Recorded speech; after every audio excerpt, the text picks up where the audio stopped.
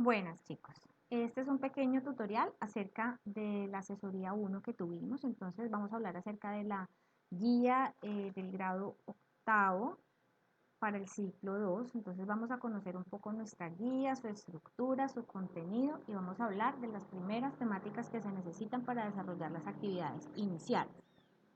Entonces, nuestra competencia ya es contabilizar operaciones de acuerdo a las normas vigentes y las políticas organizacionales. Esto quiere decir que nosotros vamos a iniciar a ver fundamentos del registro contable.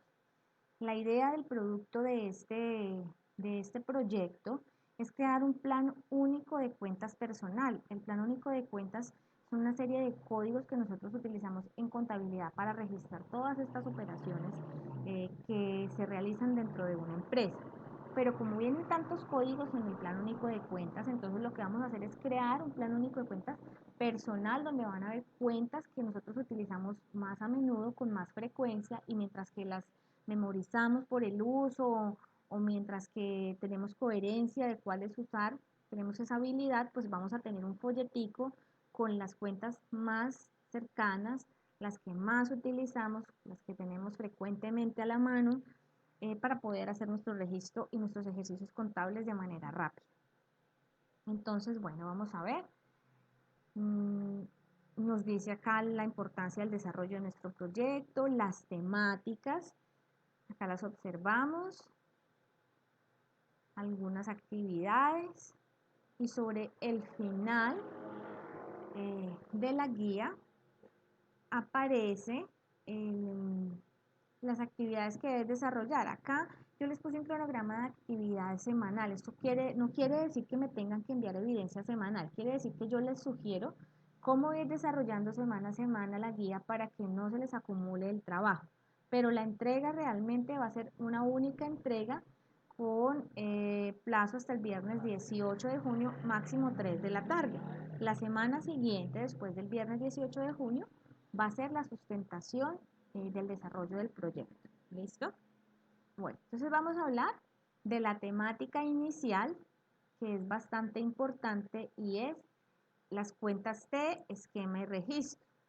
Resulta que así como la célula es la unidad fundamental de los seres vivos, las cuentas T son el esquema fundamental, el más pequeñito en el que nosotros podemos hacer un registro contable.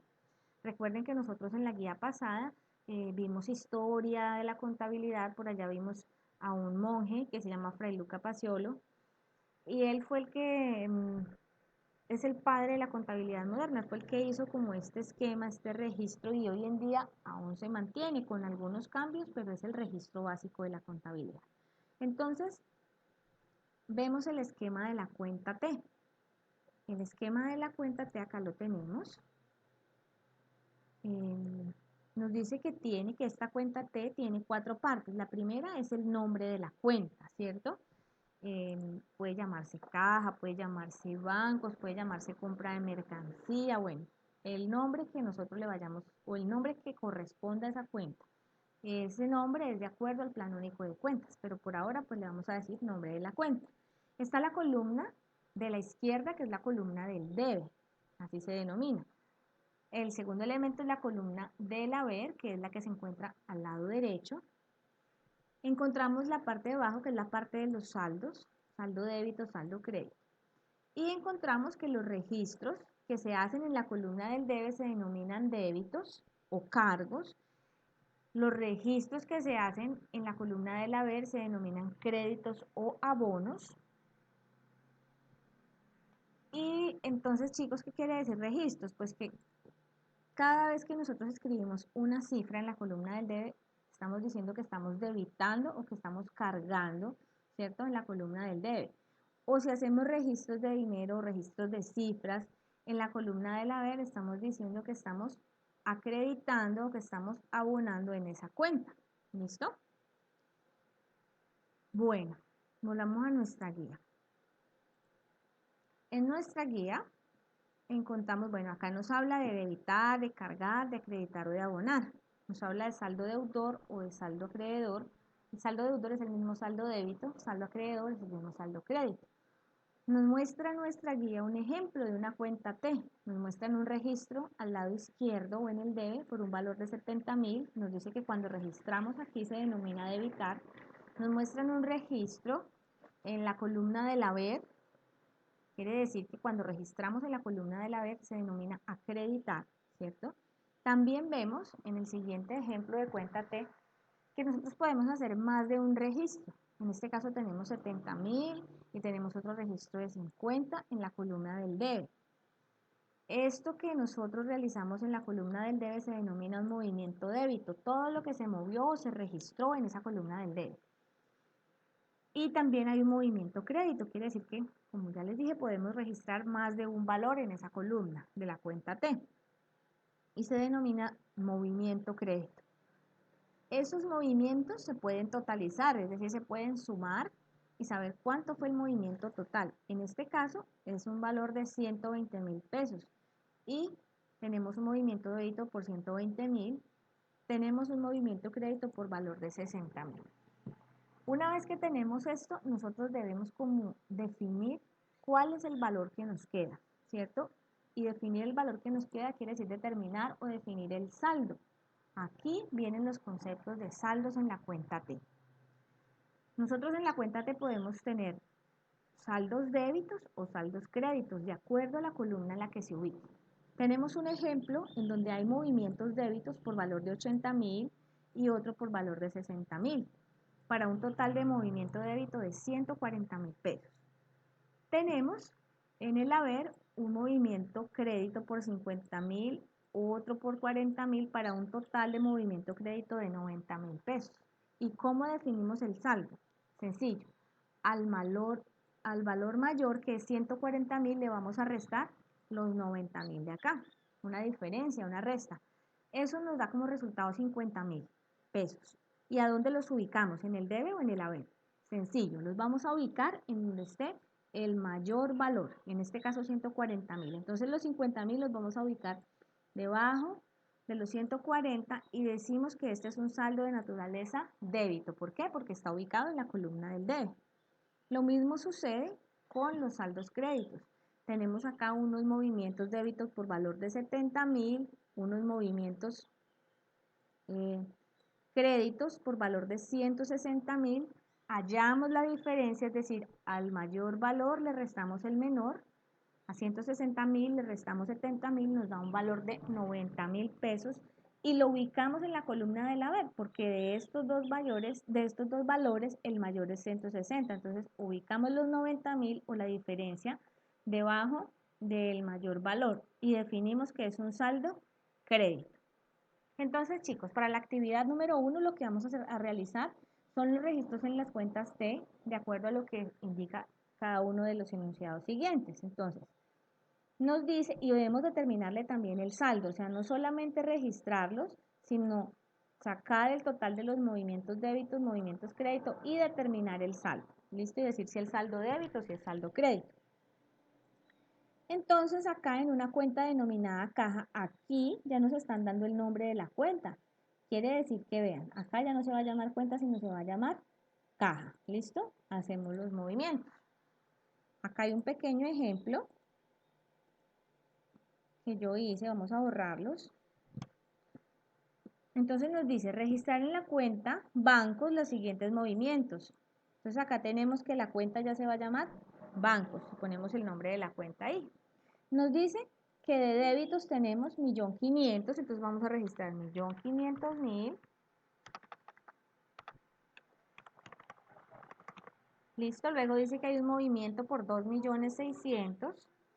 2.600.000. Luego hay un registro por un valor de 950.000.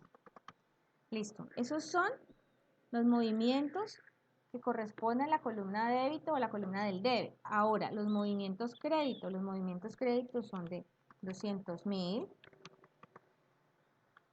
500.000 y 350.000.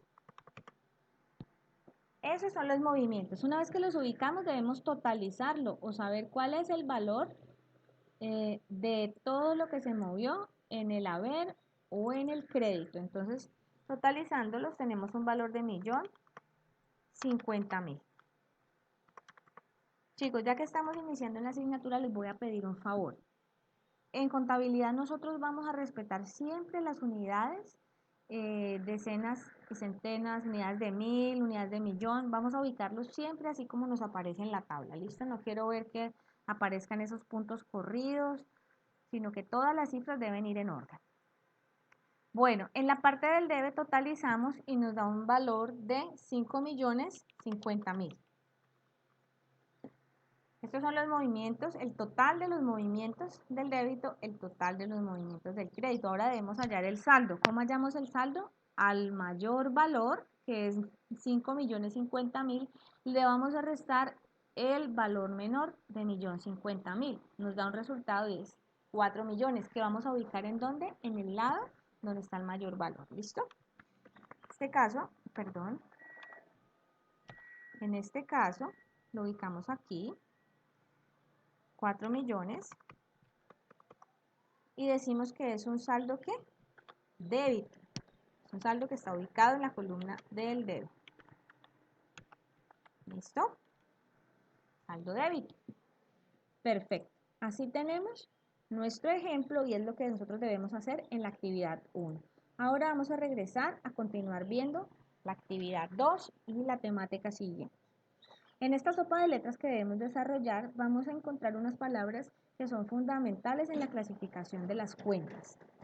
Resulta que todo lo que sucede dentro de una empresa, todos los movimientos, todas las transacciones, ¿cierto? Se clasifican dentro de 9 grandes grupos en nuestro plan único de cuentas. Clasificamos todas esas transacciones, compras, ventas, gastos, pago de servicios, todo lo que sucede dentro de la empresa lo vamos a clasificar dentro de unos grupos. Y esos grupos a su vez se dividen en otros o se clasifican en otros. Entonces, nosotros vamos a encontrar que se clasifican, ¿cierto? En los siguientes grupos. Vamos a ver acá. Clasificación de las cuentas. Estas cuentas se clasifican en 9 grandes grupos.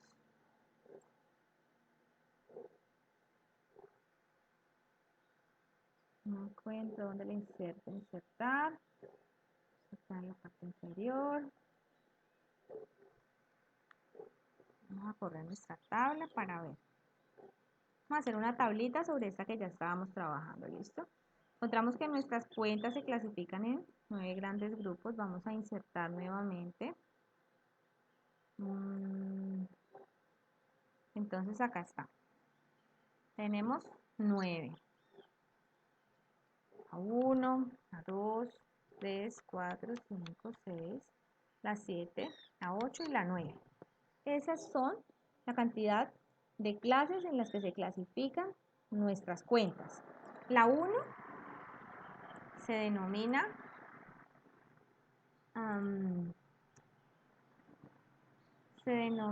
el activo.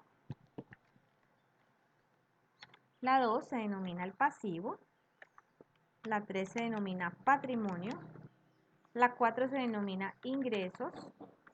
La 5 se denomina gastos. La 6 se llama costo de ventas. La 7 se llama costo de producción o de fabricación.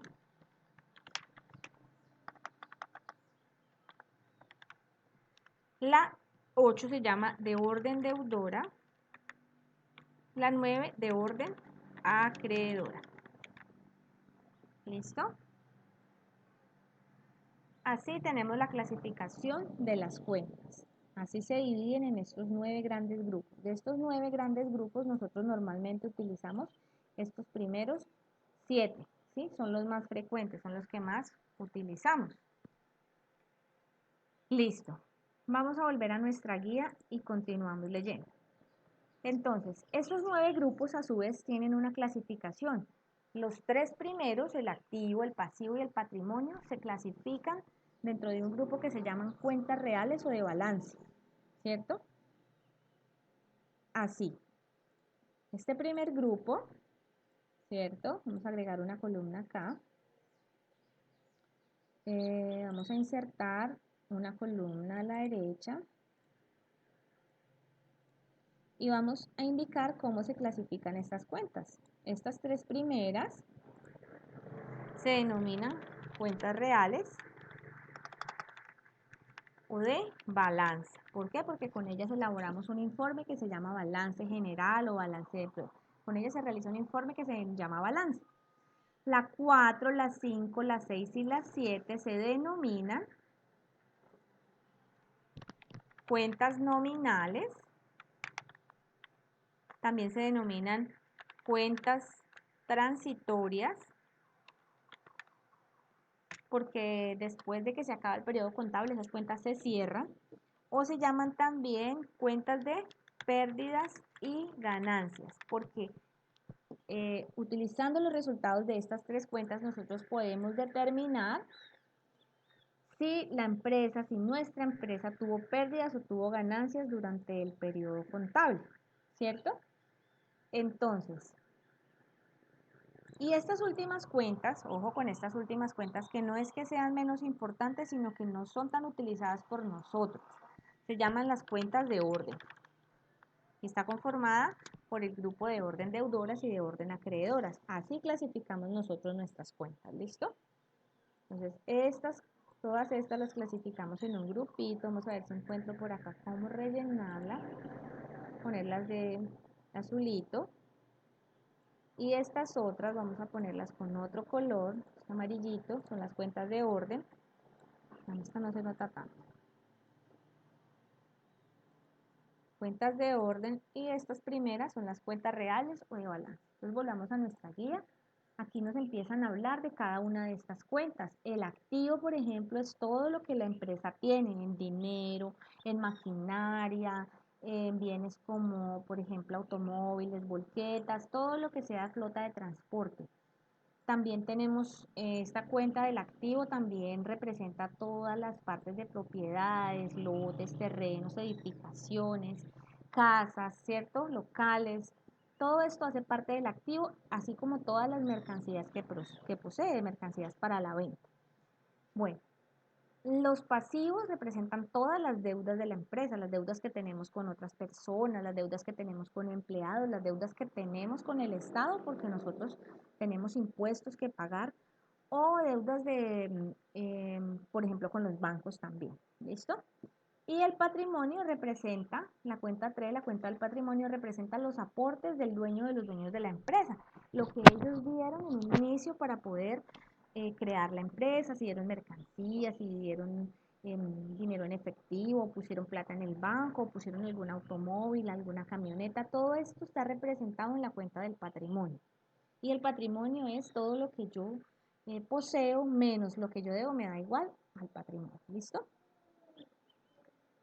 Luego venimos al grupo de las cuentas nominales o de ganancias y pérdidas, ingresos, que son todo lo que me genera a mí un ingreso, si es por arriendo, si es por venta de mercancías, si es porque yo cultivo y vendo mi cultivo. Bueno, todo lo que me represente a mí un ingreso se pone en la cuenta 4 de ingresos.